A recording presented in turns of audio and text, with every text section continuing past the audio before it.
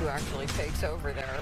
Well, back to the breaking news now we've been following this morning. 3 Americans have returned home as part of this historic prisoner swap, the largest since the end of the Cold War. Yeah, so Madeleine Rivera is live right now from Washington, where the Biden administration is once again facing tough questions about the terms of this deal. What can you tell us, Madeleine? Hi, guys. Well, we can tell you that this was a very, very complicated deal.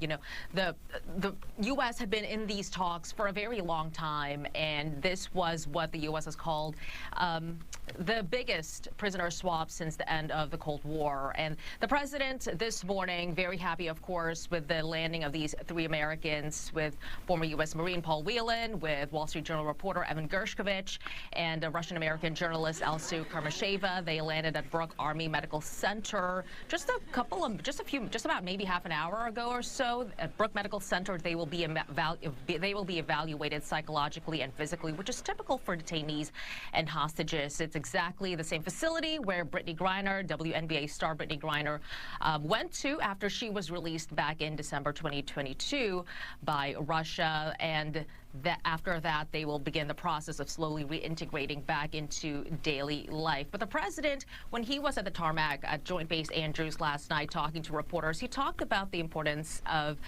friendships. He talked about the importance of alliances, because the president was very involved in these discussions, as well, of course, as his officials and his aides like Jake Sullivan. The president at one point told German Chancellor Olaf Scholz back in February during a meeting at the White House, he told Scholz, and Scholz is integral to this because Germany had in custody a Russian prisoner whom Russian President Vladimir Putin really wanted, and so the president really had to negotiate with Scholz, trying to finalize the details of these negotiations, and things almost fell apart actually when Russian dissident Alexei Navalny died earlier this year. But the Biden administration and his officials, they kept moving forward with these negotiations. The president, as recently as 2 Sundays ago, was on the phone with his Slovenian counterpart trying to finalize these details just before he dropped out of the presidential race. So that just goes to show you how complex these negotiations were